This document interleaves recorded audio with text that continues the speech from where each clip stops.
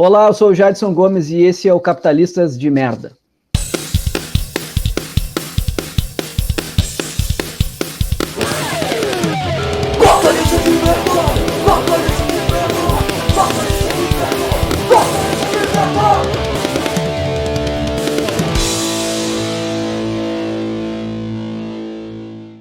E para o episódio de hoje, que eu poderia inclusive não participar, eu estou aqui com duas pessoas incríveis, o Jorge Acosta, meu grande amigo aí de longa data, que já participou aqui do Capitalistas de Merda, e também o Ivan Dourado, ele que vai se apresentar aí daqui a pouco, mas ele tem lá o canal Senso Comuna, que é muito legal, já maratonei, inclusive, né? E hoje a gente vai falar aqui sobre um assunto muito interessante, assim, que é o senso comum. Né? Então, para isso, vamos fazer aquela tradição aqui para a gente situar, né, os ouvintes, né, quem está assistindo também na versão de YouTube. Vamos lá, se apresentem aí. Vamos lá, um de cada vez. Agora eu perdi a ordem aqui. Quem vem primeiro, o I ou o J? Aí, J. Acho que é o I, né? Sou eu, Jair. Vai lá, Ivan. Primeiro, agradecer o convite aí e a possibilidade. Eu adoro podcast. E eu acabei optando por criar o canal Senso Comum há algum tempo atrás, aí eu vou explicar na ordem, então. Eu sou oriundo de escola pública, filho de pais posicionados politicamente aí, mais à esquerda, então eu tive um lar com duas dimensões interessantes, apesar de eu, bem pequenos, meus pais já serem separados, então eu pude conviver em casas em que a problematização acontecia desde cedo. Aí terminei a escola, fiz uma graduação em Ciências Sociais, fiz ela na Universidade Federal do Rio Grande do Sul ali. Depois fiz meu mestrado também em Ciências Sociais, na PUC de Porto Alegre. E o meu doutorado recentemente aqui na Universidade de Passo Fundo, na área de educação, onde eu consegui aprofundar, propriamente dito, o tema que é do podcast hoje, que é o senso comum no contexto brasileiro, né? Também em 2012 eu pude ir para Timor-Leste, participar de um projeto de cooperação internacional. Isso acho que já dá um outro podcast bem legal aí para a gente falar de experiências no estrangeiro. E lá eu fui professor de sociologia e pude estranhar o familiar e me familiarizar com aquilo que é diferente da minha cultura e poder voltar para o Brasil com uma outra perspectiva de vida. Talvez tomei um banho de água fria ali na época do PT, ali, de um pouco de desilusão e tal, e lá eu recuperei o ânimo de entender um outro processo micro-revolucionário aí, que eu chamo de uma linha mais do Mujica, de simplicidade de vida para sobrar mais tempo para a gente mudar o mundo. Então é isso aí, obrigado pelo convite, é um prazer. Valeu. Vai lá, Jorge. O pessoal já meio que te conhece, né, Jorge? Dá um resumo aí agora, só para contextualizar aqui. Não vou me estender, não, já me conhecem. Enfim, achei irada a ideia do Ivan aí. E também acho que vou tentar colaborar mais ouvindo do que falando, né? Porque senão eu alugo geral, né? Então, enfim, eu sou o Jorge, eu gosto de trocar uma ideia, né? E eu acho que a gente tem que fazer isso aí mesmo, trocar ideia e conseguir chegar em sensos comuns, em problematizações das situações do cotidiano, né? Enfim, do que a gente consegue, ao mesmo tempo, compreender e organizar também novas. Nunca ficar preso a uma perspectiva de vida, por exemplo, né? Enfim, que a gente consiga sempre... Eu, por exemplo, só para... enfim, como eu conheci o Jadson, foi a partir da prática da advocacia, né? Enfim, mas ele na realidade, ele é amigo do Felipe, que é um amigo meu. Então eu me circulo, eu acho que o meu nome circula muito mais nas linhas da amizade e da reciprocidade do que qualquer outra coisa. Então eu tô aqui porque eu sou amigo do Jadson. Muito bom, cara. E eu estava falando aqui nos bastidores antes com o Ivan, né? E estava dando um contexto, assim, né? Tipo, o Ivan me perguntou, mas como assim, né? Como que um capitalista aí de merda, empresário, tá falando sobre esses assuntos, assim, que normalmente não circulam, né? Talvez aí no meio, né, empresarial, pelo menos é o que a gente observa, assim, né? Mas tem uma galera, acho que tem. Eu ligo tudo com música sempre, né? Tava pensando ontem até, tipo, cara, sem querer também me colocar, né? Olha, dadas as proporções, mas, tipo, talvez eu sempre alio com o movimento punk, assim, sabe? Então, não tô dizendo que existe um movimento dos capitalistas punks, porque é muito querer, né? Querer dizer, né? Que nem a gente falou no episódio anterior aí de o capitalismo consciente, né? O racismo consciente, isso aí não existe, né? Mas, enfim, acho que a introdução é essa, assim, né? E, bom, acho que vale também eu comentar uma coisa, né? Acho que vocês dois, assim, o Jorge já conheço há mais tempo, o Ivan conheço há pouco, mas agora ele já passou. Agora, com o YouTube é louco, né? Porque tu passa a ser amigo da pessoa sem a pessoa saber, né? Então, quando eu troquei uma ideia rápida com o Ivan, pô, já fui ver os vídeos dele, pô, já é meu brother, tá ligado? Já, não, vou falar com o meu brother Ivan lá do canal e tal. Então, isso é muito louco, né? Mas vocês dois, eu lembro de uma vez, Jorge, aí tu acho que tu vai relembrar, mas eu lembro uma vez que o Jorge me disse assim, eu sou comunista, cara. E aí, isso há alguns anos atrás, assim, e como eu disse, todo mundo num processo, né? Eu também estou num processo de entendimento, tentar entender melhor as coisas. Isso sempre me martelou, assim, né? Ele ficou me martelando durante anos, assim. E o Ivan, acho que afirma também, dá para dizer, né, Ivan? Comunistão, que nem diz o Jorge. Não, eu sou comunistão, velho, é isso aí mesmo. E, enfim, acho que isso que nos une aqui, né? Essa mistura de um monte de coisa. Mas, para a gente entrar no tema, e não vamos se prender a ele, acho que vamos bater um papo aí, quando eu troquei uma ideia com o Ivan, ele falou, não, vamos falar sobre esse assunto. Daí, na hora, eu me assustei, assim, porque eu não sou da área acadêmica, né? E eu pensei, pá, o que é isso que esse cara mandou, né? E aí, ele já me mandou a tese de doutorado dele. Deu, puta merda, cara, tese de doutorado. Eu tô acostumado que a minha namorada faz doutorado, e eu vejo as coisas que ela faz, para mim é outro mundo, assim, né? Um mundo, uma loucura, né? Mas, Ivan, então, para a gente iniciar, assim, primeiro eu queria te dizer aqui e falar para todo mundo que está ouvindo também, vou deixar linkado aqui, né, a tese do Ivan. Mas, cara, eu li a introdução, que acho que são umas 30, 40 páginas, assim, né? E, cara, eu entendi tudo, assim, e, cara, e tudo fez sentido na minha cabeça, assim, as coisas se encaixaram, assim, né, pelo menos, não sei se esse é o padrão, assim, uma tese de doutorado, né, mas as coisas se encaixaram na minha cabeça, assim, e eu consegui entender e fiquei até mais confiante para vir bater esse papo com vocês aqui sobre isso. Então, sei lá, o que é, então, o senso comum aí tu deixou claro também, né, pegando o contexto aí do Brasil, né? Que legal. Então, Jadson, já coloque a recíproca é verdadeira, porque eu também escutei os podcasts e achei no YouTube lá, comecei a assistir, e eu diria mais, Jadson, convidar a galera que escuta o podcast de assistir no YouTube, porque a gente vê o rosto das pessoas que falam. E é muito legal, porque o universo do rádio no passado fazia isso, né? As pessoas que tinham um vozeirão bonito, as pessoas imaginavam um galã, chegava lá, eram umas pessoas feias pra caramba, e é legal no imaginário começar ouvindo o podcast e depois ir pro YouTube. É verdade, e já vê que é tudo feio já de cara, né?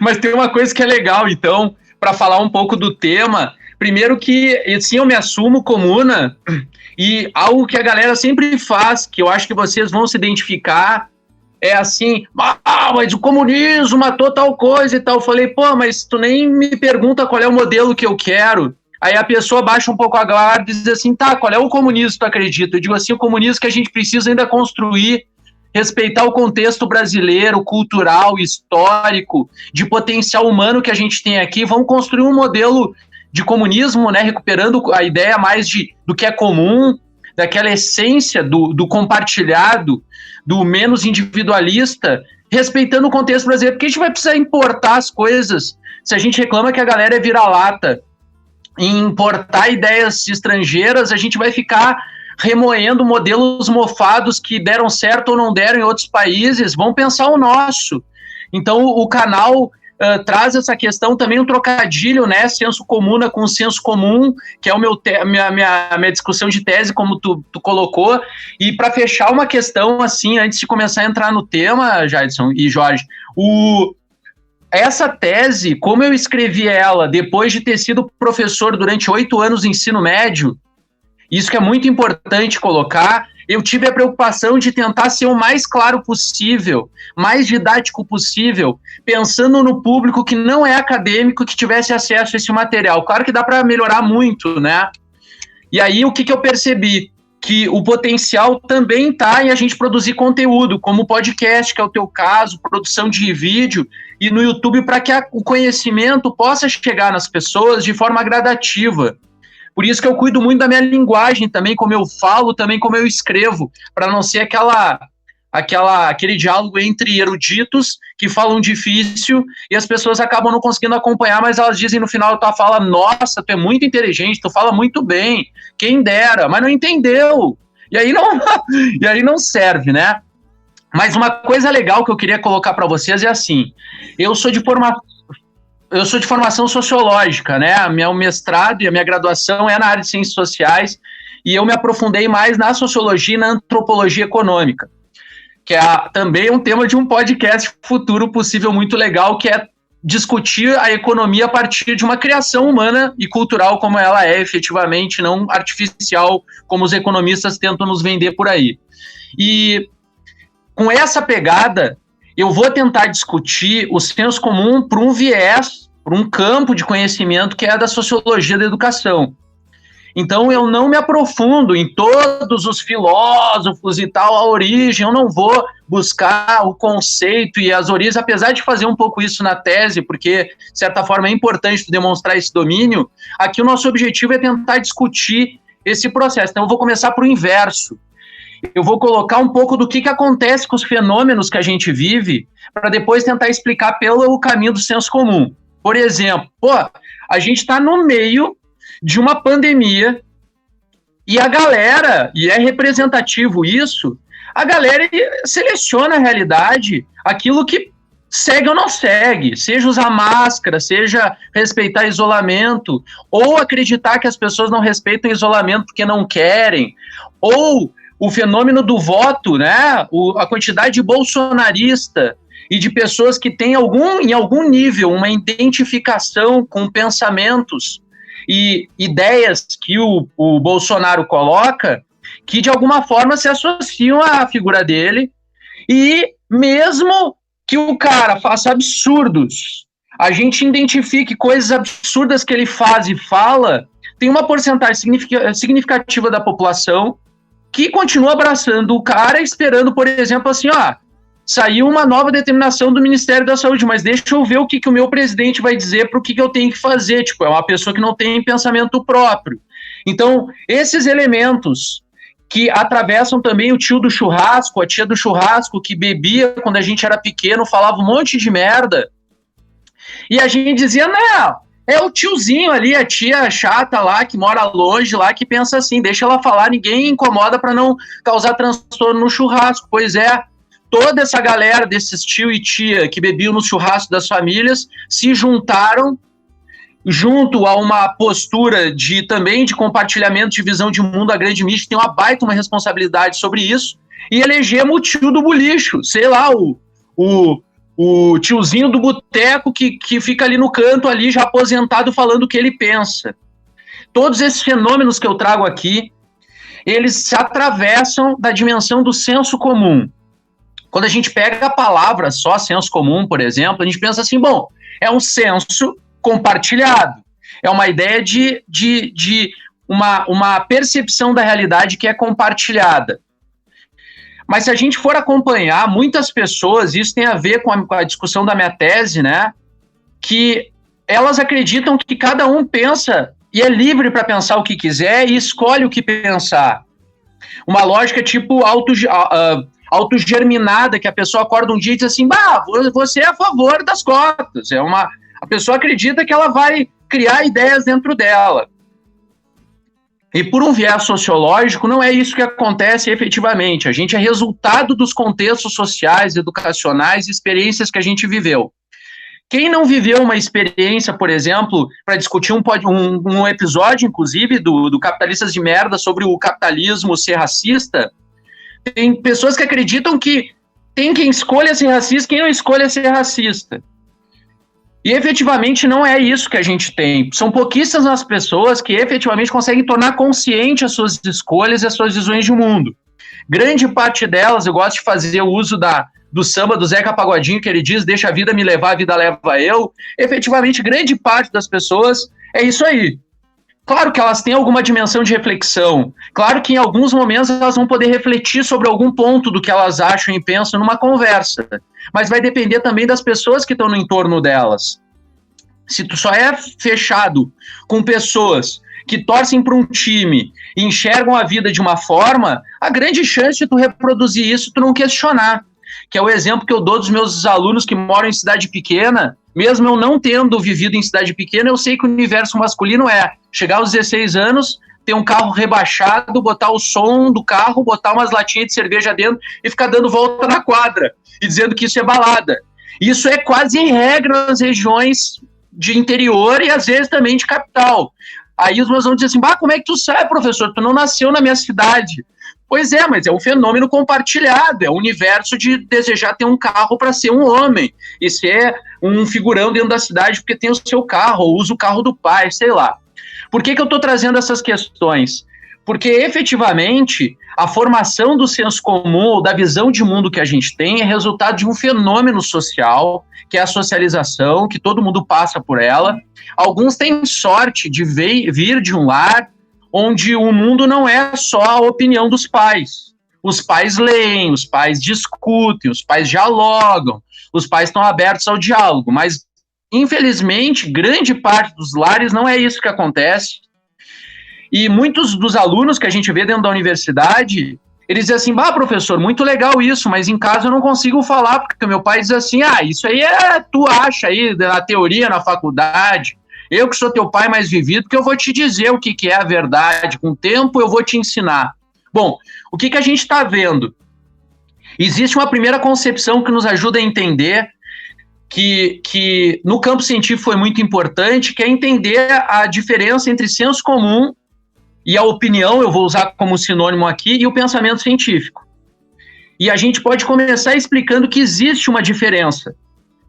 Claro que no senso comum existem diferenças culturais, existem elementos que são da ordem da experiência cultural das pessoas, do seu local. Sei lá, um exemplo, a minha avó que me dava bolachinha, água e sal com guaraná para curar dor de barriga. Olha que conhecimento interessante e tal. A gente não está falando desse.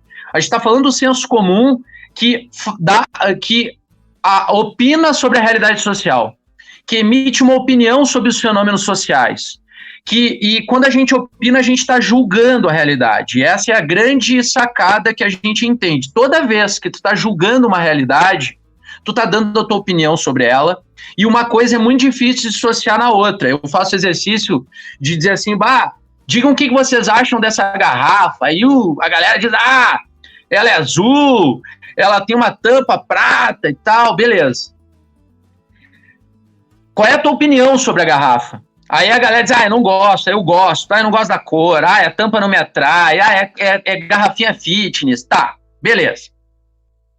Aí eu pergunto para eles, qual é a diferença da percepção, o ato de descrever a garrafa e da opinião sobre a garrafa?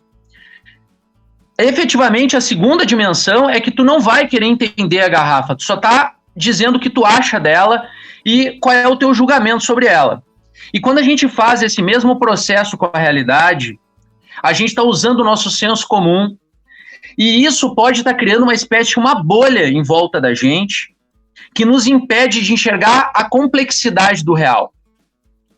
E aí, por exemplo, essa oposição entre senso comum e ciência como coisas opostas foi trabalhado por Bachelard, Gaston Bachelard, Bourdieu, Pierre Bourdieu também foi um autor que, de certa forma, trabalha em alguns momentos com essa oposição, fala, por exemplo, do conhecimento erudito, da sociologia espontânea, que seria um senso comum, e o conhecimento científico mais elaborado. E por que o conhecimento científico ele é mais elaborado? Porque ele tem método. Em resumo, porque ele tem um método que foi estabelecido ao longo do tempo da história do conhecimento da ciência, e ele vai se aperfeiçoando através de inúmeros pesquisadores que ficam parte da sua vida dedicados a isso. O senso comum não. O senso comum, se o nosso avô diz que a Terra é plana, e não teve oportunidade de estudar, o teu pai, ouvindo isso dentro de casa, também diz que para ele a Terra é plana e estão nos enganando, e tu só conviveu com o teu pai e teu avô e pessoas que nunca estudaram geografia, astronomia, seja lá o que for, tu tem uma tendência também de acreditar que a Terra é plana. Então tu tende a passar esses conhecimentos de forma oral, que é compartilhado no ambiente familiar, e reproduzir isso para o mundo. Por que isso é um elemento fundamental para a gente pensar? É que, por exemplo, tem um lado, ele é simplificador, ele é julgador da realidade, é inegável, o senso comum é isso, mas, ao mesmo tempo, ele é nosso senso de sobrevivência. Por exemplo, o Jadson deve ter uma base de conhecimentos da matemática, da física, mas ele não faz um cálculo para atravessar a rua para não ser atropelado. Ele não para e fica fazendo o cálculo de distância, de metros por segundo para poder atravessar. Ele confia no julgamento. Então, o senso comum também é um senso de julgamento. Tu sobrevive graças a ele, porque a gente não consegue aprofundar tudo. Por outro lado, ele pode simplificar muito a tua realidade, porque tu vai passar a acreditar que a tua opinião é tua. Tanto é que tu chama de minha opinião. E tu esquece que grande parte das coisas que a gente carrega de opinião já existe, a gente não é original no que a gente pensa e fala. Se é exceção da exceção, porque grande parte das coisas que a gente fala, pensa, sonha, deseja, já o Karl Marx já dizia isso, né, o Titio Marx, que até o que tu sonha a burguesia já criou e já tem. Imagina o que é a tua opinião. E aí, as primeiras aulas minhas para conseguir superar essa barreira da opinião, porque ela é uma grande barreira para o ensino de sociologia, é tu dizer assim, galera, se vocês são originais, se vocês têm opinião própria, me digam uma que só vocês têm. E aí quebra, galera. E aí, essa é uma dimensão fundamental, vencer a barreira que o senso comum julgador faz da realidade das pessoas de acreditar que a opinião delas é uma forma de verdade, elas têm que ser escutadas. Tem que ser escutadas, mas dentro do ambiente formativo e acadêmico, a gente precisa superar o senso comum. Ah, que demais, Ivan. E, cara, deixa eu te falar, eu li, como eu comentei, né, um pedaço lá da tua tese, né, e é muito louco, né, porque é meio clichê dizer isso, mas eu realmente tenho tentado olhar para trás um dia e me sentir menos idiota. E é muito bom quando isso acontece, né? Quando tu olha e tu vê, cara, ontem eu realmente era mais idiota, né? Quer dizer que assim tu tá evoluindo. Eu tenho tentado fazer esse exercício, mas o que eu queria dizer é, eu li a parada que tu escreveu, e como eu comentei no início, né, pô, muita coisa se encaixou na minha cabeça, e aí, no outro dia, que foi ontem, a gente tá gravando agora, mas um dia anterior aí eu participei de uma live, de um evento, e é muito louco porque, e tu fala isso, e eu gostaria que tu aprofundasse nisso, se o Jorge também tiver alguma coisa para falar, do lance da educação e tal, mas vou dar o exemplo que aconteceu. Nessa live, eu sou muito crítico, né, na área de tecnologia dos grandes monopólios de tecnologia. E eu sei que isso é difícil de aceitar de alguém que tem uma empresa de desenvolvimento de software e alguém que foi criado na internet, alguém que usa a internet diariamente, mas é assim mesmo, né? É assim. Nessa minha talk, nessa live, tem um momento em que eu critiquei ali, em algum momento, o Google, obviamente, o Google Chrome, né? Eu falei, não, aqui eu estou usando o Firefox, porque se eu tenho a opção de utilizar um navegador da internet que é melhor e que não faz parte de um monopólio, é uma organização sem fins lucrativos, eu vou usar, saca? Falei isso. Depois, né, eu costumo não ler os comentários, mas algumas pessoas me mandaram os comentários, né, alguns prints de comentário, porque eu não olhei os comentários no YouTube, e uma galera... e daí, de novo, né, não é uma galera que não teve educação, não é uma galera que, sei lá, que tem algum nível de ignorância na tecnologia, é uma galera que trabalha com tecnologia, que trabalha com criatividade e tal, mas a galera com respostas tão rasas e muito baseadas nas suas opiniões, que é tipo, fala disso, mas eu vi que o Google Chrome estava aberto lá também, junto com o Firefox, sabe? Alguns questionamentos rasos, assim, que tipo... eu não tenho nem vontade de falar, assim, sabe? E é justamente isso aí, eu fiquei pensando, depois que eu li, né, o que tu escreveu, e agora com a tua fala inicial também, eu falei, cara, Mas isso está também enraizado, né, Ivan, em todo mundo, né? Tu fala isso, inclusive, na introdução da tua tese, né, que não é só no ambiente lá, né, da galera nova que está aprendendo ainda no ensino médio, vai para a universidade, vai para professores, vai para o mundo empresarial, para todo mundo, né, cara? É muito louco isso, velho. E, claro, né, pensando o exemplo do que a internet faz, a internet liberou a galera para metralhadora de opinião. Inclusive, eu tive que suprimir esse termo da minha tese, porque eu acho que o brasileiro, e eu não sei se é uma característica apenas do Brasil, vou confessar para vocês, não consegui estudar o fenômeno em outros países do mundo e recuperar bibliografias de outros países, mas o brasileiro tem uma dimensão de que a identidade dele enquanto pessoa está muito atrelado nas opiniões que ele carrega. Então não é um processo fácil, e é um exemplo como o que tu deu, o Chrome ou o Windows Explorer. Aí o cara lá estava em casa, viu um videozinho ali na internet, o cara dizia, o Windows Explorer é o bicho, porque para jogar game é muito bom, olha o que eu faço. Aí o cara ele não tinha o que colocar no lugar dessa questão, porque nunca tinha parado para pensar, ele pegou essa ideia e falou para o grupo de amigos a mesma coisa. Aí o grupo de amigos nunca pensou sobre isso e disse, é verdade. Então ele já teve a confirmação dessa visão. Aí o que ele faz? Ele fala nos espaços onde de repente ninguém vai confrontar ou vai mostrar que bosta que ele está falando, e ele pega isso como uma forma de identidade dele. Então quando ele entra para falar, depois de um tempo, isso tem a ver com o quanto está cristalizada essa opinião que ele porta, ele acha que é parte dele. Então se tu falar o contrário, ele vai se ofender. Esse cara tá falando pra mim. Aí ele é capaz de ir lá na internet e dizer, não, tu não sabe nada, porque tu não é gamer. E tipo, pra ele, e isso é um fenômeno da psicologia, da psicanálise, eu não poderia aprofundar dentro da minha área de conhecimento, mas existe alguma dimensão na nossa cultura em que a opinião tá atrelada no teu ego ou na tua própria identidade, que se alguém confronta a tua opinião, tá te confrontando pessoalmente. Aí me parece que a gente tá, às vezes, conversando, ou os nossos ouvintes ou telespectadores, é aquela criança que desceu pro playground para brincar com aquele brinquedo que ela já veio de casa pronta para brincar. E se os amiguinhos não querem brincar, se ofende, diz, eu vou contar tudo pro meu pai, vou embora, seu comunista. Então, é uma dimensão muito complicada. E aí, claro, para algumas pessoas, outras pessoas, tu consegue ter um diálogo, uma troca, tu escuta, porque a opinião é necessária, a pessoa precisa expressar, né, Jadson? Por isso que as pessoas gostam tanto de comentar também na internet, elas precisam, é uma necessidade. Eu não sei se vocês viram, tinha uma propaganda muito boa do Twix, que era uma propaganda que brincava com a origem do biscoito, que é um biscoito com chocolate e caramelo, né, o Twix é isso. Aí a criança nascia e ela tinha aquela doença de falar as paradas sem conseguir controlar, não me lembro o nome dessa síndrome.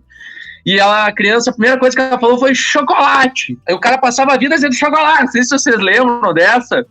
Aí a criança, o cara ficou grande e não conseguia controlar, ele foi até uma clínica lá para se ajudar e encontrou outros dois, um dizia biscoito, outro caramelo. E aí que criou o chocolate. Bom, essa necessidade de falar que tem nessa propaganda é o brasileiro com a sua opinião, é o engenheiro de obra pronta que espera a coisa acontecer para dizer, eu falei, se fizesse diferente. Então, na minha área de conhecimento, não sei como é que o Jorge vive isso, mas eu tenho certeza que o Jadson, todo mundo se acha entendedor de internet, de tecnologia, até que os seus programas ou as suas coisas não funcionem. Aí ele reconhece que não entende nada. Mas até reconhecer isso, ele tem opinião sobre tudo. Então, na área de sociologia, principalmente, é a área onde reina a opinião, o político fala. É que nem a área de educação, todo mundo dá pitaco porque acha que é uma questão de opinião. E aí é muito difícil para quem estuda essa área, porque aí o nosso diálogo é assim, quando o repórter pergunta para o engenheiro, senhor doutor, qual é a sua análise sobre o estádio da Copa? Aí quando o jornalista vem perguntar para mim assim, professor, qual é a tua opinião? Então dá a sensação de que o que eu estou falando aqui, por exemplo, é apenas uma opinião. Estou aqui tomando uma cerveja, tirei da bunda o que eu estou falando e tá tudo bem. Agora, se for um médico falar, um engenheiro, um advogado, não, aí ele tá trabalhando conhecimento científico. Isso é uma grande merda, né? Se tem os capitalistas de merda, tem os senso comum de merda desse país que a gente tem que aturar o tempo todo. Olha só, eu fiz uma série de anotações aqui, eu acho interessante, muito, muito interessante a questão do senso comum. Eu me aproximei dessa noção, na realidade, pela primeira vez com um autor que é o Luiz Alberto Vará, que é um autor argentino brasileiro, né, que ele é um leitor de bacharel também, com certeza, e enfim, de outros autores, um deles, o Eduardo Gruner também, que é um argentino, mas enfim, a ideia dele dentro do senso comum, ele é um autor que, ele é um argentino que vai vir para o Rio Grande do Sul, na realidade para Florianópolis, e lá vai fundar, dentro da pós-graduação da Federal de Florianópolis, ele vai abrir, né, para a inteligência do direito, assim, vamos dizer assim, né, algumas análises, ele vai trabalhar com a psicanálise, enfim, e é interessante. E aí, enfim, ele vai trabalhar com o senso comum teórico dos juristas, né? Especificando bem. O senso comum teórico, ele tem um outro livro que é o Direito e Sua Linguagem, então ele vai... ele é um crítico, né? Um autor crítico, a vertente dele é aquela aproximada do sujeito também, ele tem uma filosofia do sujeito por trás, é um autor bem interessante, enfim, e eu me conectei com ele logo na graduação e venho lendo ele. Agora para um pouco, porque cheguei nos estudos mais comunistas, né? E aí ele entrou por um outro lado, porque ele assume uma transformação transmoderna, né? O que vai pensar aí, vamos falar dentro da linguagem sociológica, né? Mas voltando para o senso comum, eu acho que a gente, justamente por essa criação de linguagens, desse senso comum teórico dos juristas, né, a gente está vivendo uma forma, eu acho que uma transformação na nossa sociedade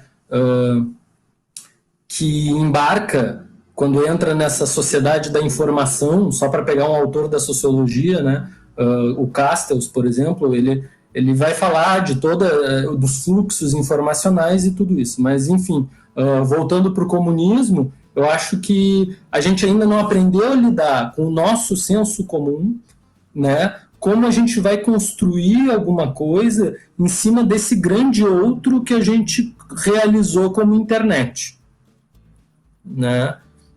Então eu acho que a internet ainda não, a gente não tem um parâmetro, e ao mesmo tempo que a gente vive essa intersecção agora problemática na chave do Estado e da democracia, né? Justamente porque a gente vive aí uma eleição tomada via o cotidiano tecnológico, né? Também a gente tem uma transformação agora, na minha opinião, essa última do coronavírus, que nos colocou para frente do computador, mas a gente ainda não entendeu para que servem os agenciamentos coletivos. Eu acho que a gente ainda não entendeu isso e não sabe, não tem uma linguagem apropriada para desenvolver isso. A gente, quem sabe, tenha perdido a habilidade de habitar os espaços periféricos, que eu acho que são, ao mesmo tempo, o espaço de onde viemos, mas que vamos perdendo aos poucos, quanto mais vamos entrando no centro, né? Porque a gente entra tipo num centro, cada escritório se transforma no centro de comunicação com a sociedade mundial, né? Uma sociedade que está completamente ligada ao fetichismo tecnológico e esquece quem está lá fora, né? Então a gente tem enfim, se é para falar do Estado, a a gente tem um problema aí de pagamento de um salário base para sobreviver em meio à pandemia de pessoas, por exemplo, que não tinham RG. Só para dar um exemplo do que seria nós pensarmos no comum, voltarmos a pensar o comum, né? Voltarmos a pensar o senso comum ele precisa vir, na minha opinião, de baixo, sem dúvida, né? Então eu acho que teve uma coisa genial que o Ivan falou, e aí eu conectei com uma parada aqui e fiz uma anotação, e eu acho que tem a ver com a ideia que tu estava falando do método, né? Tu estava falando do método e que cada um vai criando um método, né? Cada um vai criando um método, mas ao mesmo tempo, e aí eu vou fazer uma brincadeira, porque eu não tenho resposta para a pergunta, né? Se esse método cria uma linguagem, né? Será que nós não temos já uma proliferação metodológica que nos animaria a ir de uma sociedade da informação para uma sociedade do conhecimento? E estou falando aqui nesses termos sociológicos também para alimentar uma esperança de que possa se juntar ao comum uma determinada média social, né, que está sem sentido, né, que se situa, ainda não se situa, porque eu acho que as pessoas não são de extrema direita, né, elas estão reacionárias, né, e conservadoras, porque ao mesmo tempo eu acho que toda a sensibilidade comunista, todo o senso comum, talvez, que a gente precisa conversar esse senso comum que o Ivan fala com uma sensibilidade comunista, e essa sensibilidade comunista, na realidade, é uma noção do Alex Moraes, que é um antropólogo da antropologia crítica, que é aqui de Porto Alegre e faz parte do coletivo do GIAC. Enfim, eu de alguma forma me afilio, né? Estou junto com eles, porque estou sempre lendo e acompanhando, né? Eles estão centrados no pensamento coletivo, né? Nessa sensibilidade comunista, então ela, vamos dizer assim, teria que dialogar com esse senso comum, né, para que nós achássemos vínculos com algumas verdades, né, porque eu acho que em determinado momento nós perdemos, dentro de todas as linguagens possíveis dentro da internet, algumas verdades, verdades que não quero nem colocar as históricas, que estão na história e que nós podemos voltar. Eu digo as verdades reais, né? As verdades agora, né? Do momento. E eu acho que, de alguma forma, é um niilismo. Eu rio porque o Jaidson, nós sempre brincávamos sobre o niilismo, né? E o niilismo é essa espécie de quase uma desistência, assim, nostálgica, né? Eu acho que ela bate também na própria esquerda, que ainda fica vendo suas possibilidades a partir do fracasso, entendeu? Por isso que eu digo para o Jaidson sobre a questão do comunismo, sim, porque não se trata de avaliar o fracasso, se trata de entender o possível criado, né? O possível que se cria quando existe uma convergência para uma singularidade política que se apresenta, né? Eu acho que é nesse sentido, e também acho que as próprias experiências, de alguma forma, nos mostram os limites do Estado, né? Então, a gente precisa voltar a criar um senso comum e, ao mesmo tempo,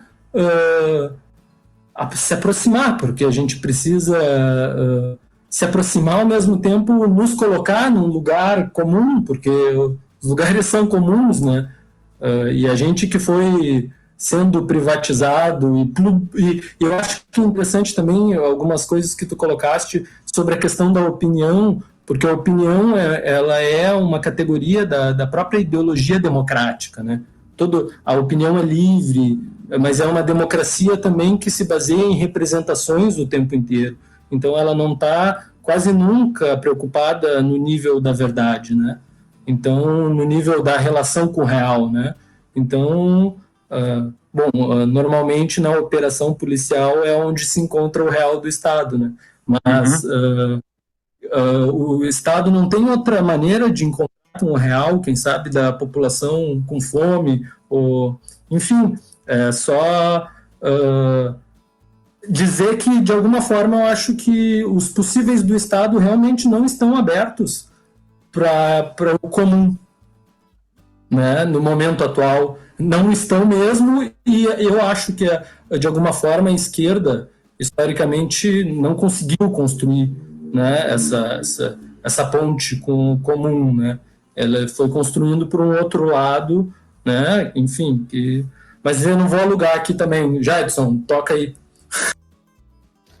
Capaz, cara, o espaço é de vocês, assim, eu já... Não sei se o Ivan tem algum complemento aí no que o Jorge falou. Eu tenho assim, ó, vou ser bem sincero, eu tenho mais 2 perguntas para vocês, e aí provavelmente ela levaria mais 2 horas aí, mas eu tenho 2 perguntas relacionadas à tecnologia. Então, se o Ivan tiver algo para complementar agora, e depois eu faço essa pergunta. Ótimo, tenho sim. O que o Jorge colocou, eu vou resgatar um dos pontos ali. Muitas questões são muito complementares, muito interessantes da gente pensar, né? O papel, por exemplo, da esquerda, talvez de uma construção de um novo senso comum que fosse mais interessante, mais atrativo do que esse simplificador conservador bunda mole que a gente tem por aí, né? O Boaventura de Souza Santos tem uma obra que se chama Crítica da Razão Indolente, em que ele fala, e ele, claro, ele tem um otimismo, e aí a minha percepção quase positivista na ideia do papel da ciência de produzir um novo senso comum. Então, bom, se a ciência conseguir ter um diálogo, ser menos colonialista, todas as críticas que ele faz à ciência tradicional, ele está falando de uma ciência do futuro, uma ciência que ele acredita, mas mesmo assim uma ideia de ciência que seria capaz de produzir um novo senso comum. Eu, particularmente, acho que não necessariamente a gente opera no campo científico com diálogo com a população, sendo que a gente tem uma quantidade de pessoas muito restritas que faz curso superior no Brasil, é uma pequena elite intelectual no Brasil, então a gente precisa falar isso, a gente vive num país extremamente desigual, sei lá, 55%, 60% da população vive com uma renda de até R$ 1.200 por mês por família. Tipo, é uma miséria. Então, não são pessoas que vivem, são pessoas que sobrevivem. E aí, sobrar tempo para essas pessoas adquirirem algum tipo de base mais complexa, mais profunda, para rever seus posicionamentos em curto espaço de tempo, que não seja algo geracional, algo que seria o papel da educação que o Jadson trouxe, que eu acho que é muito legal a gente pensar, porque, assim, uma coisa é constatar, eu acho que as ciências humanas é muito boa em constatar e problematizar, né, Jorge? A gente problematiza tudo, desde a cor até a existência, estamos problematizando, perfeito. Mas o que mais me angustiava no estudo da tese era o seguinte, bom, a gente tem regiões no Brasil, isso é um exemplo de senso comum, quanto mais pobre a região, maior o índice das pessoas acreditarem que pena de morte resolve o problema social, por exemplo. E não existe pesquisa científica que sustente o quanto a pena de morte poderia reduzir violência. Na verdade, a pena de morte é um tipo de penalização para alguns crimes que também vão variar de país para país, mas efetivamente não faz com que a pessoa tenha medo de cometer aquele crime, aquilo que é bem de senso comum mesmo, e assim, não, mas depois que instaurar a pena de morte, o bandido vai ter medo de morrer. Tipo, e aí 5 segundos depois o cara diz assim, o jovem de 12 anos com uma arma na mão não tem medo de morrer, e é a mesma pessoa que está falando isso. Então, vejam o nível. Então, quanto maior a desigualdade, maior a miséria, maior a chance dessas visões de mundo que são passadas de geração para geração e são reificadas pela televisão. A gente não pode esquecer o papel que programas como o da Atena, Cidade Alerta, Balanço Geral, Polícia 24 Horas, nossa, tem muito estudo sobre isso, só reproduz esse pensamento que em parte elegeu o Bolsonaro. O da Atena tem uma baita de uma responsabilidade junto com o CQC, aquele tipo de humor que elevou o Bolsonaro a mito, inclusive, né, pela minha leitura, ele se tornou conhecido no Brasil para além do Rio de Janeiro, que ele já estava há muito tempo sendo eleito lá, com uma dimensão de reunir esses tios do churrasco que eu falei aí, pelo menos uma mentalidade de tio e tia de churrasco. Mas tem um ponto que é muito interessante. Se eu não necessariamente concordo com o Boaventura no contexto brasileiro, que a ciência teria esse protagonismo, eu acho, e aí eu acho que o nome do canal fecha muito com o que o Jorge falou, qual seria um senso mais comum? Bom, olha só alguns elementos que eu acho que são fundamentais para uma esquerda, que ela não mais cometa o mesmo erro que o Partido dos Trabalhadores, o PSOL já está repetindo essa mesma percepção, que é aquele descolamento da base. Então, é eu, o Jadson e o Jorge discutindo como resolver o problema das classes populares, sendo que são três caras que não moram nas comunidades, não somos negros, não vivemos a realidade da periferia, e a gente está idealizando a partir dos nossos estudos o que é bom para eles. Isso já foi feito no passado, a gente sabe que isso é uma cagada. Mas eu fico pensando, por exemplo, em retomar alguns princípios que poderiam ser comuns, que são fundamentais, que inclusive poderiam frear um pouco o senso comum existente. O primeiro é a simplicidade de vida. Como é que tu consegue tornar a tua vida mais simples, reduzir o teu custo de vida, não para te guardar dinheiro, mas para te poder trabalhar menos horas e sobrar mais tempo para pensar em transformar a realidade. Inclusive, semana passada terminou um curso que eu ofereci no Instagram, chamado Cinema e Revolução, que eu peguei 5 filmes e discutir os filmes para pensar o nosso papel micro-revolucionário, em quantas coisas a gente está preso a essa sociedade, a gente compartilha de um senso comum, por exemplo, de consumo, de padrão de vida, de o que é luxo, do que é básico, do que a gente julga ser básico. Tem gente que come sushi dia sim, dia não, e diz, mas isso é básico. Bom, o quanto essas percepções estão nos ilhando nesse modelo de sociedade, e a gente fica dizendo, que merda que é o capitalismo, que bosta, mas eu tô cercado de coisas que me prendem a esse sistema. Se esse sistema no futuro ameaçar cair, muita gente vai se dar conta de que tem mais a perder do que a ganhar, porque vai perder esses luxos, essas coisas, e vai se transformar num conservador. Tem um filme que se chama Educators, não sei se vocês já assistiram, que mostra uma galera super disruptiva, uma juventude que entra nas mansões, bagunça lá, não leva a nada, picha, seus burgueses de merda e foge, numa dessas da merda, e aí eles têm que sequestrar o dono da casa que chegou na casa desavisado, sequestram o cara, e daqui a pouco o cara olha para ele e diz assim, mas eu fazia a mesma coisa que vocês, eu sou do movimento de esquerda, eu fiz isso, isso e isso, mas eu comecei a ter filho, ter que pagar apartamento, ter que pagar carro, aí eu me transformei num capitalista de merda. E eles duvidam. E eu digo para vocês, a gente tem uma grande chance de ser o tio velho de churrasco, ou pelo menos um conservador, com o tempo. Porque a gente começa a perceber que a gente tem mais a perder do que a ganhar se a sociedade mudar, a gente já se acostumou com essa merda. O Jadson já tem grana aí nas empresas dele girando, já é o novo Bill Gates de Porto Alegre. E aí ele não quer mais mudar nada. Não, muito louco, cara, isso. Porque, cara, é bem isso. Vocês não enxergam uma intersecção, porque tu falou isso, né, que a gente tá aí para se tornar, né, o próximo conservador.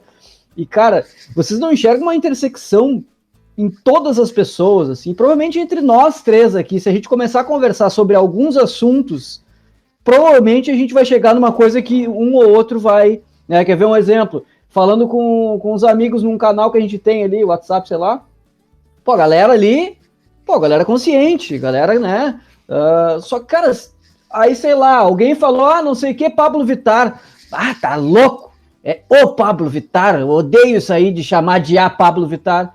O cara acabou de tá falando ali um bagulho antirracista pra caralho, anti-homofóbico. Aí alguém invoca a Pablo e o cara fica puto. Não, isso aí pra mim não. Pra mim isso aí não dá. Então, cara, essas intersecções, assim, cara, é muito louco. Aí tu falando aí sobre que nós somos os próximos conservadores, na hora me veio isso, assim, porque é muito... Eu tenho lutado, assim, para sempre olho, assim, né? Eu tenho um filho de 13 anos e eu sempre olho para minhas atitudes com ele e sempre eu me questiono antes, assim, tipo, não, mas isso que eu tô fazendo, né? Às vezes eu dou liberdade demais, né? E aí também talvez seja ruim, não sei, também me questiono sobre isso. Mas é bem foda, né? É foda, e assim, tu ainda que tem filho, eu não tenho filho, então essa projeção e essa educação, primeiro que tu percebe, né, Jadson, o papel que a educação tem na formação desse ser humano e o quanto a família efetivamente meio que cria um elemento cristalizador em alguns pontos. Eu sou de pai machista, o meu irmão mais velho foi se desconstruir enquanto um cara machista homofóbico há muito pouco tempo atrás. Então eu tenho uma formação em lar que, apesar do meu pai ser de esquerda, ter lutado na ditadura militar, preso político, caralho, isso não fez dele um cara desconstruído. Então, muitos elementos que eu carregava estava presente desse universo de imaginário do meu pai e do meu irmão mais velho. Então, eu inclusive, tá já um vídeo já gravado no canal Senso Comuna para discutir, por exemplo, o quanto a nossa posição ideológica não tem a ver com o nosso amor pelo pai e pela mãe. Algo que é super Freud, assim, que daqui a pouco a gente vai, como professor, a gente tem um contato com muita gente, então a gente vira meio que uma pessoa pública, sem ter dinheiro, uma fama falsa, que eu chamo, né? Mas a gente tá convivendo com a galera há muito tempo e tem coisas que são padrões que vão se repetindo, então tu é meio que um pesquisador do comportamento humano ao longo do tempo e vendo o que algumas gerações vão mudando. Na minha universidade eu tô fechando 8 anos. Durante 8 anos são tipo 2 doutorados observando os objetos de análise que são os alunos e tu vai acompanhando processos, diferença de padrões econômicos, sociais e tal. Mas um ponto é muito interessante, uma pesquisa que eu faço. Depois da aula do Marx, eu peço para eles captarem com os pais deles o quanto eles tinham de alinhamento ideológico com os pais. E grande parte, maioria, acompanha. Mesmo que consiga desconstruir algumas coisas, como tu falou, Jadson, o cara brancão lá descobriu o racismo, entendeu que ele tem que ter uma atitude antirracista, não basta dizer que não é racista, mas e falar merda, ele avança, mas daqui a pouco ele é homofóbico ali na esquina. Ou ele fala alguma coisa sobre música, ele diz, esse funk é muito bagaceiro, eu não gosto. E isso é isso que te chamou de intersecção, a gente vai viver a nossa existência tomada por isso que eu acho legal. Um outro elemento do senso comum que eu acho que a gente poderia pensar é o quanto a gente não é portador de verdade, a gente é portador de posições que a gente ainda não teve a chance de aprofundar e refletir, e outras a gente teve. O que talvez seja mais doído para quem é de ciências humanas e pesquisa essas questões é se dar conta tardiamente de algumas coisas que são primárias. Isso talvez seja muito doído, porque a gente estuda essas questões, no outro dia a gente está num grupo de WhatsApp, um amigo manda um nude de uma ex-namorada, o cara na primeira reação é rir com o grupo, daqui a pouco tu diz, caralho, que merda que eu tô fazendo, tem que lamijar o cara agora no grupo, aí o cara se transforma no chato, naquele chato de palestra, mas o cara às vezes precisa ser o problematizador, porque senão as coisas passam batido e a gente meio que conserva essa bolha. E aí a gente não está indo sozinho para a postura conservadora bunda mole. A gente está arrastando amigo, aluno, e é uma galera. Por isso que eu acho que tem um ponto que é muito importante. Ser aberto à problematização e não acreditar que é portador de verdade, ter uma vida simples. E um último ponto que eu acho que é muito fundamental. É para que e para quem serve o conhecimento. Eu, como professor, eu ganho salário para dar aula, então dizer que o meu engajamento é dar uma boa aula é uma baita de uma bunda molice da minha parte, porque isso é o mínimo que eu posso fazer no país que eu vivo. O que eu faço para além da minha profissão, para além do que eu ganho dinheiro? O que eu uso o meu tempo? Se eu não uso nada do meu tempo, eu fico só militando na internet, velho, não estou fazendo porra nenhuma para mudar o mundo, eu estou terceirizando, eu estou votando em alguém para ir lá mudar. E aí é uma questão, quanto tempo do meu dia, ou do meu mês, do meu ano, eu dediquei para causas que não me afetam, são coletivas e que me tiram da minha zona de conforto. Porque é muito mole eu estar aqui em casa dando aula remota, gravar um vídeo e dizer, minha militância é fazer vídeo para o YouTube. Porra nenhuma. Ali eu estou compartilhando conhecimento, mas isso não necessariamente, eu acredito particularmente, que é possível de mudar o mundo. Então, engajamento em transformações coletivas, aí tem um senso que não é só tipo aquele papo de coaching, vai lá e seja feliz. É que tu muda a tua relação com a tua existência. Parece que ela se recheia de sentido, e não é um sentido material. Tu não consegue pegar uma foto e dizer, olha o que eu fiz, ou olha o que eu comprei, ou olha o que eu construí. É se sentir parte de algo que é maior do que tu. Aí eu acho que a noção de indivíduo meio que explode, e tu começa a se sentir bem bunda mole por fazer coisas individuais só pro teu prazer individual, e começa a se ligar que não é só a causa, que eu diria, do que a gente chama de quem é mais progressista, de esquerda, ou comuna mesmo, e já assumiu, é que quem acha que solidariedade tem a ver com pena, não sabe porra nenhuma, e tá confundindo, deveria, de repente, buscar sentir pena e essa culpa, ir na igreja, lá se resolve para essa galera. Mas a gente precisa ir muito além dessa solidariedade cristã e dessa culpa, dizer, agora chegou o frio, vou doar roupas que eu não preciso mais, né? Alguém tem que fazer a sua parte. Para fechar a sua parte no quê, mano? Pelo senso comum, as frases de efeito, as frases clichê, respondem tudo. Olha só os exemplos, não tem cão, caça com gato, não tem tu, vai tu mesmo. Deus ajuda quem cedo madruga. Teu lugar no céu tá garantido.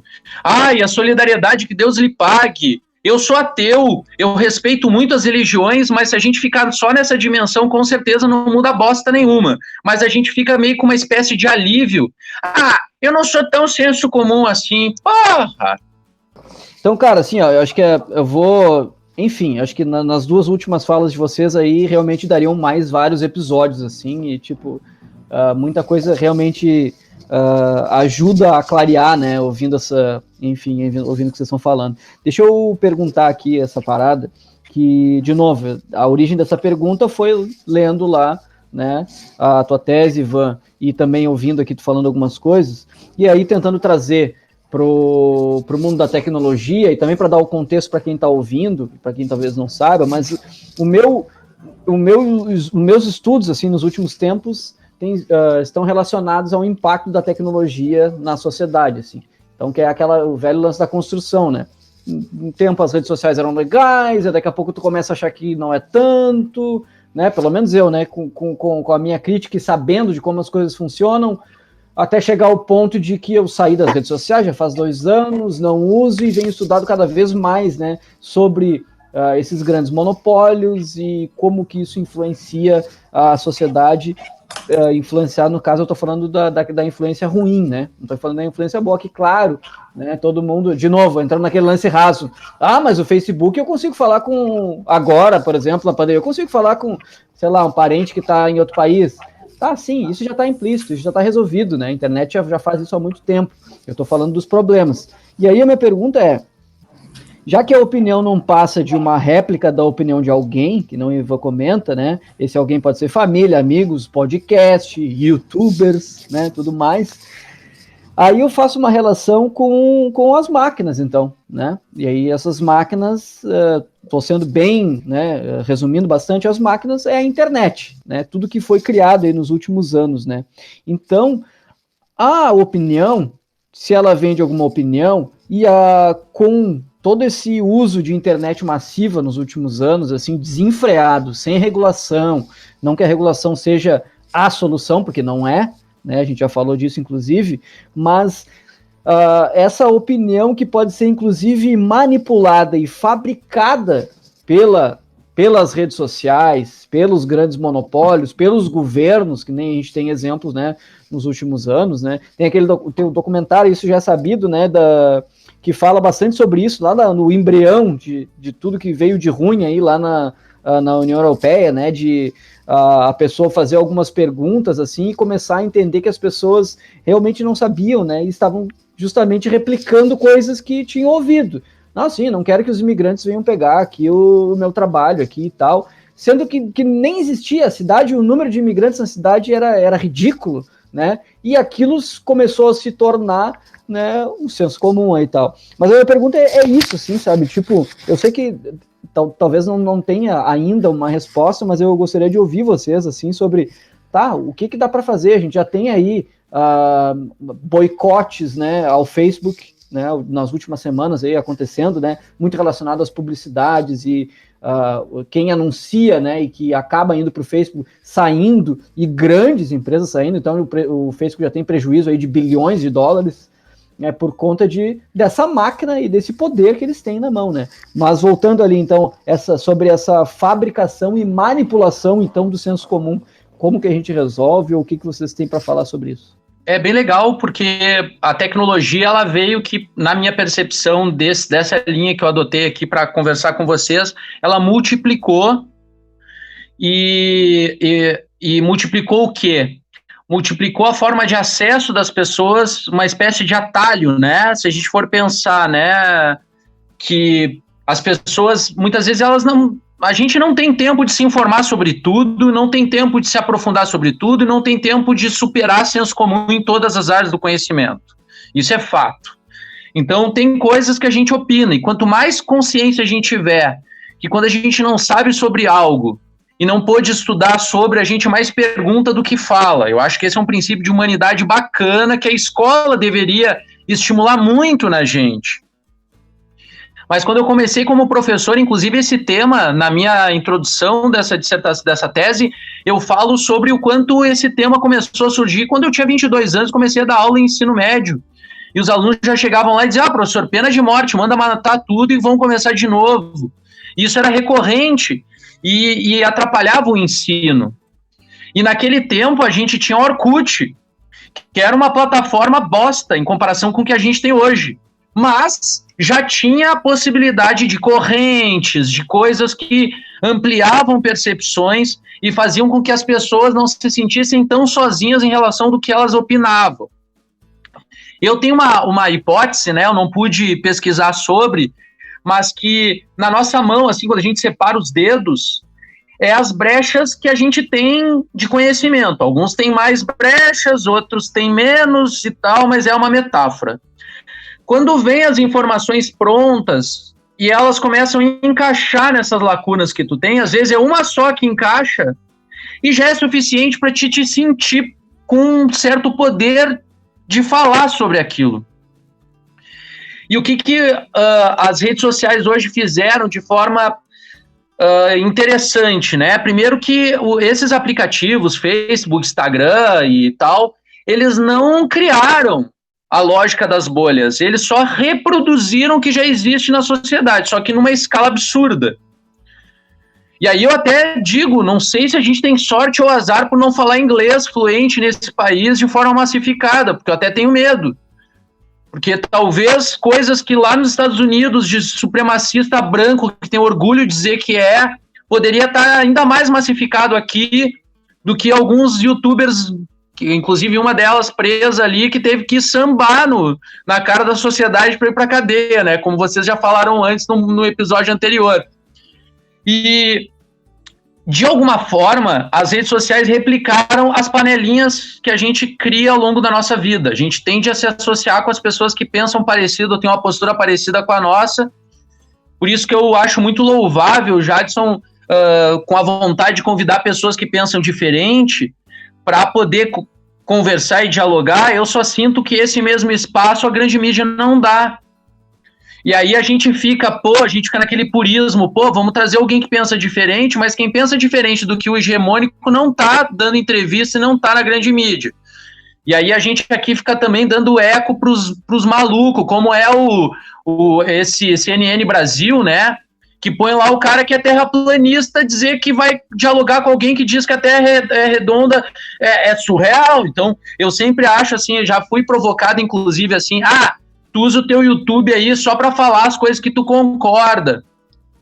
Eu falei, não, tem coisas que eu problematizo ali que eu não tenho resposta. Agora, eu não vou trazer um coaching para falar aqui, no meu canal, sendo que esse cara cobra uma grana e tá falando por uma galera aí que aceita as bobagens que ele fala. E, enfim, né, é uma questão, mas as redes sociais reproduziram esse modelo que a gente já tem nas sociedades, uns países com algumas culturas mais do que outras, dessas panelinhas de pensamento comum, mas também permitiu que a educação não preparasse a gente para a plataforma digital. Os nossos professores não viveram essa geração, sabem menos do que os alunos, muitas vezes, como usar. Então, o aluno entra na escola já tendo uma formação enorme em rede social e já entra na escola e vai ouvir um professor com quadro e giz dizendo que o que ele está dizendo tem mais sentido do que o aluno viu no Discovery Channel ou viu num youtuber maluco lá que tá, como tu falou, Jadson. Às vezes a gente passa assistindo um youtuber ou alguém que constrói conteúdo durante 8 horas na nossa semana. E aí a gente vai ter aula com um professor que vai ficar 45 minutos com a gente. Quem é que vai ter mais poder de nos influenciar? Né? Ainda mais esses professores que não dialogam necessariamente com o universo que o aluno vive, de videogame, de internet, de rede social. Me digam vocês se vocês já viram professores que usam as redes sociais dos alunos para compartilhar o conhecimento deles na disciplina. E então a gente julga a rede social, que é aquilo que eu falei da opinião, né? Os professores opinativos, eles não buscam uma formação, a não ser quando a água bate na bunda, que é o Covid, o que aconteceu. Os professores tiveram que usar essas plataformas. Tinha professor que nunca ouviu falar de Google Meet, Google Classroom, Drive, e agora estão tendo que fazer. Mas, obrigados, eles não fariam, muitos deles não fariam, porque eles eram contra. Agora eles estão descobrindo. Mas como é que a gente poderia preparar a próxima geração a entrar na internet com uma percepção melhor, maior, mais esperto, mais malandro para o que é que se constrói nessa plataforma, sendo que os nossos professores não só não viveram esse período, como são contra o uso das redes sociais muitas vezes, acham que é bobagem, é só kikiki, não tem nada lá, e aí aquele processo de julgamento senso comum, e o aluno acaba indo para a escola sem sentido, ele vai lá para terminar logo. Grande parte da educação brasileira, salvo os... E com isso eu não estou dizendo que os professores não fazem um bom trabalho, porque sempre tem um professor que diz, ai, que injustiça. Não, eu sei da luta que eles têm, ganhando uma miséria, e como é difícil, mas efetivamente, se a gente não tem instituições que se responsabilizam pela formação do mundo digital, que é um mundo que a gente está ficando mais tempo, muitas vezes, do que no mundo real, no mundo analógico, para dizer assim, né, porque o digital também é real. Então, se a gente não está se preocupando em preparar essa geração, essa geração está sendo preparada para alguém. Ou está indo para a internet com a ingenuidade do meu pai, assim, e dizer assim, eu acabei de ganhar 1 milhão aqui, filho, eu recebi um SMS. Isso a gente tem gente pra caralho, assim, né? Os golpes que estão dando a galera tá ganhando benefício emergencial aí é absurdo, porque mostra exatamente o que a gente poderia chamar de analfabetismo digital e uma ingenuidade com a informação que casa com o seu senso comum. Eu acho que aí tem algumas dimensões, mas eu não consigo aprofundar muito a questão da tecnologia em si, porque eu sou muito leigo e só sou usuário. Eu nunca pude estudar, a não ser ler Castells, ler alguns autores que, de certa forma, já estão até ultrapassados em relação ao que a gente tem hoje de tecnologia. Mas eu acho que o Jorge, de repente, quer trazer algumas questões que eu acho que são bem fundamentais dessa pulverização que as redes sociais fazem. Bom, estamos numa nave espacial muito louca e só queria agradecer nossa, né, porque, enfim, a gente às vezes passar a bater um papo com as pessoas assim é sempre bom, e o Jadson aí, né, sempre, então eu queria agradecer aí a oportunidade de estar trocando aí com vocês, mas eu acho, cara, que tem várias questões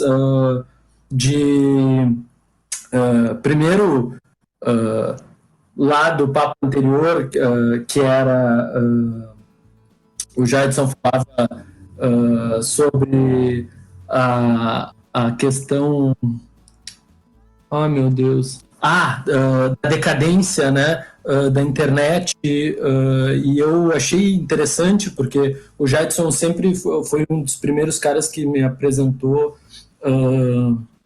essa perspectiva de que a internet, de certa forma, apresentava um certo limite, né, no seu desenvolvimento e nas suas possibilidades de produção, né? Então, achei isso muito interessante, porque esse era um papo recorrente que nós tínhamos, porque eu ainda na época lia o Roberto Kurz, né? Kurz, ele é um crítico, um alemão, crítico da modernidade, né? Ele vai, enfim, o trabalho importante dele é o colapso da modernidade, né? E o fim do socialismo de caserna. E eu acho que de alguma forma nós estamos vivendo alguns problemas que esses anúncios que o Kurz nos pregava ainda nos assombram, né? Porque com o fim do capitalismo de caserna também, com o socialismo de caserna, ou seja, da possibilidade, vamos dizer assim, de organização estatal, de uma ideologia socialista que crescesse, né, com o colapso da modernidade, que, enfim, foi esse século passado aí foi potente, né, na seriedade dos atos e na abordagem real dos problemas, né, até que a gente entra aí, após 1950 e tarará, numa época, né, que a gente vai chamar de pós-moderna, enfim, e que vai ter uma série de apreensões dentro do pensamento, e essa ideia de pós-moderna também tem toda uma pressão dentro da linguagem intelectual que cria todo um problema com essa abordagem, mas enfim, a minha ideia é focar na indústria cultural e nessa produção que a internet realiza, que se dá no imaginário, né? Como a gente possuísse um imaginário coletivo, a gente tem que, vamos dizer assim, abrir mão e compreender como se nós tivéssemos um imaginário coletivo civilizatório, né? Eu acho, de nível de civilização que atravessa continentes, que um determinado modo de produção ali se colocou e nos colocou nessa dentro destes limites, né? Mas e aí tem todo um problema aí, porque a gente vai perder, eu acho que junto com a tecnologia, o acesso tecnológico, a gente vai perder uma forma de desenvolver a tecnologia dentro dos espaços comuns, né? Dentro dos espaços, vamos dizer assim, o espaço de produção do alternativo, ele fica circunscrito sempre a uma determinada precariedade, quando a gente tem um sistema mundo todo capitalista, bom, e aí tem Cuba lá, enfim, o sistema capitalista ele nos deu todo esse processo de produção, toda essa oportunidade de eu ter aqui um computador vermelhinho. Então, qual que é a questão que eu acho que a gente tem que perceber primeiro para pensar a ideia de internet é buscar onde ela nasceu, e eu acho que entender a ideologia do Vale do Silício é o ponto, né? Entender os problemas se repetiram, os mesmos problemas de, vamos dizer assim, responsabilidade civil, de sociedade civil que aconteciam na época do desdobramento, né, do Vale do Silício, da ideologia do Vale do Silício, ela se dá todo um confrontamento político que está acontecendo com as questões raciais dentro dos Estados Unidos, né? E aí isso se repete aqui, e por óbvio, porque o funcionamento da estrutura quem ela ataca primeiro, ou quem ela sempre atacou historicamente, né? Se a gente for falar no nível da estrutura, né? Mas eu acho que a gente precisa falar no outro ponto. Por isso o meu problema também com as repetições da sociologia, porque elas parecem sempre se focar nessa, principalmente a vertente essa estruturalista, né? É sempre focar nos mecanismos do Estado e descrever, enfim, as determinações que a gente se encontra, mas não progridem para uma alternativa. Bom, Jadson, o que eu penso dentro da questão da internet é que nós poderíamos, vamos dizer assim, focar em implementação tecnológica dentro de espaços comunais, né? A gente poderia, olha só que eu não sei se isso existe, mas estou aqui imaginando um movimento antissistêmico brasileiro, que é o Movimento Sem Terra, por exemplo. Eu não sei se eles têm um sistema interno, entendeu, de ponta a ponta, mas eu sei que eles estão em todo lugar do Brasil e que eles têm várias localidades. Eu não sei se eles têm um sistema próprio de internet.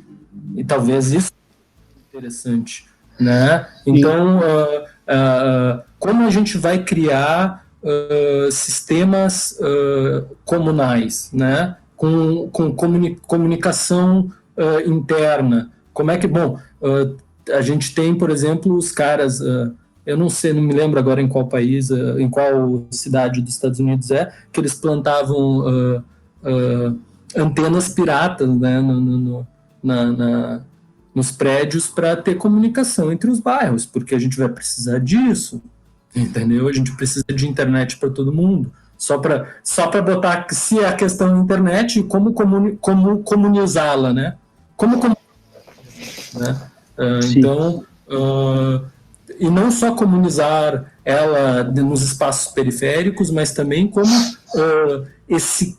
na minha opinião, esse produto humano da cultura tecnológica também precisa ir para o barro, né? Só para dar uma brincada aqui. Eu acho que o barro apresenta uma determinada dinâmica para a luta que pode fazer com que aconteça uma dessubjetivação, né? Eu acho que o próprio do comunismo, como um movimento real, e já que ele está se movimentando sempre, é nós deixarmos de ser alguma coisa, né? Então, para a gente deixar de ser alguma coisa, talvez lidar com o pé no chão seria interessante, né? Então, uma viagem aqui. Mas não é viagem, Jorge, porque é o seguinte, não vamos se aprofundar hoje, porque estamos indo para o final, mas quem está ouvindo aí, ou quem está assistindo, em breve eu vou trazer alguém para falar aqui, justamente sobre uma solução, né, futura que está sendo construída na internet, que é uma volta para o passado, mas mirando no futuro, que é a internet descentralizada, saca? Então, isso que tu falou, né, a gente já tem várias soluções no mundo inteiro, assim, né? A gente tem, sei lá, antenas na Amazônia, em lugares onde não se tem internet, a gente tem a cidade de Nova York com antenas amadoras e várias soluções de internet descentralizada. Então, existem, né, a comunidade técnica no mundo inteiro desenvolvendo e criando soluções tecnológicas para que a gente consiga se desplugar, né, do Vale do Silício, basicamente isso. Bom, mas vamos nos encaminhando para o final aqui, não sei, Ivan, tem mais alguma consideração aí? Eu queria agradecer e dizer que é um papo maravilhoso, coisa que a gente tranquilamente poderia estar tomando uma cerveja, comendo um belisco. É um papo assim que a gente sabe que a gente normalmente tem nos espaços de convívio com amigos e tal, e a gente perde de não registrar essas que o Jorge chama de viagem. É uma delícia porque outras pessoas de repente não têm a sorte de ter o convívio e o contato que a gente está tendo aqui hoje. E aí eu já faço as minhas palavras do Jadson, me sinto já como se já conhecesse vocês há tempo pra caralho, e que a gente só tá relembrando do passado, de coisas que a gente já conversou, sistematizou e tá aqui falando. E assim, uma coisa bacana é um processo que eu acho que é micro-revolucionário de todo mundo. O que eu tenho de senso comum que pode prejudicar o avanço desse país para um país mais igualitário, que é covarde, é um senso comum bunda mole, e eu preciso me livrar dele para me preparar para a sociedade que eu desejo vivenciar no futuro. Então, eu preciso que isso comece internamente em mim a se tornar consciente para que eu não seja um baita de um conservador no futuro e que eu possa me manter um cara jovem. Eu me lembro que quando eu comecei como professor, para encerrar, os meus colegas diziam, tu fala isso porque tu é jovem, porque tu recém começou. Porra, que eu me mantenha jovem, independente dos cabelos brancos, que eu já tô aqui, ó, careca pegando aqui o barbão branco, mas foda-se, isso é a parte de fora. Internamente eu quero me manter uma mente jovem que não vai se transformar num bunda mole conservador, que precisa trabalhar pra caralho pra manter um carro importado e uma casa que não me faz feliz, com uma esposa que eu não dialogo porque eu fico trabalhando 14 horas por dia. Que eu possa ser um ser humano simples, bem como o José Mujica, que tem um essencial para viver e me sobra tempo para pensar na vida e transformar a realidade e poder respeitar que algumas pessoas não têm o privilégio que eu tenho, então elas carregam uns sensos comuns que eu não concordo, mas eu não preciso me impor a elas, eu posso entender que ela está numa outra trajetória, mas pensar o que eu tenho de conhecimento e potencial para transformar a realidade, respeitando a vida dos outros e, quem sabe, sonhar com um comunismo brasileiro construído pela periferia, pelas mulheres negras, homossexuais, indígenas e alguns acadêmicos perdidos lá no meio que não querem ficar nessa ostentação bunda mole academicista aí. Valeu, viu? Obrigado pelo convite e fico sempre à disposição. Pô, que demais, que demais. Dá uma dica aí para nós, Ivan, tu já deu várias dicas aqui, né, o Jorge também, de livro, seriado e tudo mais, mas para a gente manter aquela tradição aí de, dentro do assunto ou fora do assunto, mas algo que, sei lá, alguma coisa que tu gostou ultimamente, assim, seja série, filme, livro, tudo mais, alguma dica pra galera aí? Bah, eu tenho assistido bastante coisa assim, mas eu acho que tem alguns bacanas, assim, eu vou deixar primeiro pro Jorge, eu vou recuperar os nomes direitinho pra não falar merda aqui, senão eu dou a dica errada e depois não é o filme que eu queria indicar. Mas o Jorge dá o fechamento e as dicas dele, e aí me passa que eu passo rapidinho as sugestões que eu tenho aqui. Tá, beleza, vai lá, Jorge, alguma série aí, filme, livro? Dali, vamos de quê? Vamos de... aqui é um pequeno livreto. Peguei aqui, né, o que tinha à mão, nem ao centro e nem à periferia, que é um folheto, né, do subcomandante insurgente Marcos, né, com alguns trechos, alguns comunicados lá da Selva Lacandona. Enfim, é uma leitura aí, tem uma editora interessante, que é a editora Terra Sem Amos, bem interessante, que traz alguns folhetos. Esse aqui eu encomendei por lá, se eu não me engano, e fica então esse... Boa. Leiam Subcomandante Marcos. Boa, Jorge, valeu. Bom, antes do Ivan ali, eu vou dar minha dica, então, uma série que eu comecei a ver há pouco, e ela até teve aí um certo buzz aí, uma galera comentando, mas tô gostando, não terminei ainda, é uma série que tá lá na Amazon Prime. Ah, Jairson, assina a Amazon Prime, Jorge? Sim, né? Eu tô no meio, tem que assinar, tem que ver. Mas o nome da série é Little Fires Everywhere, que eu posso resumir assim, não terminei ainda, mas posso resumir. É uma série muito legal, tá? Bem legal mesmo, assim, bem didática. Ela é tipo racismo for dummies, assim, saca? Que mostra explicitamente, assim, olha, existe isso aqui que tu faz é errado, não faz assim. Então eu acho muito legal, assim. Então, para quem, sei lá, para quem tá querendo só se divertir, acho que né, eu sempre falo isso, né? É muito importante série, filme, documentário, porque não existe 2 horas de podcast que vai conseguir mostrar para alguém o que às vezes ali em um episódio de meia hora se consegue, né, com uma série e um filme. Então, Little Fires Everywhere, lá no Amazon Prime, muito legal.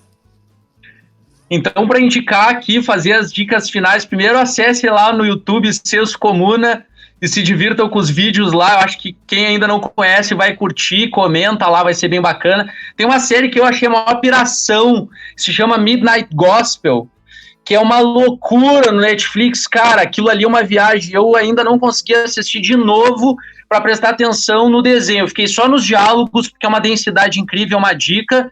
E sobre o que a gente estava falando hoje aqui, uma dica para a vida de vocês é ler A Ralé Brasileira, do Gessé de Souza, principalmente os capítulos do núcleo do livro, que é a pesquisa quase que antropológica, etnográfica das pessoas mais pobres e como elas lidam com a sua trajetória de pobreza no Brasil. E aí é um furo na bolha para entender a vida dos mais pobres, que o Gessé de Souza chama provocativamente de ralé brasileira. Bacana, viu, Jadson? Jorge, obrigado pelo convite, um prazer. Valeu, Ivan. Nos falamos em breve, hein? Pode contar comigo. Valeu, então, pessoal. Obrigado, muito obrigado. Ivan. Obrigadão. Valeu, Jorge. Você é um amigão aí para mim. Fechou. Tô sempre aí. Valeu, gurizada. Obrigado. Valeu. Obrigado, Jadson. Vamos. Falou.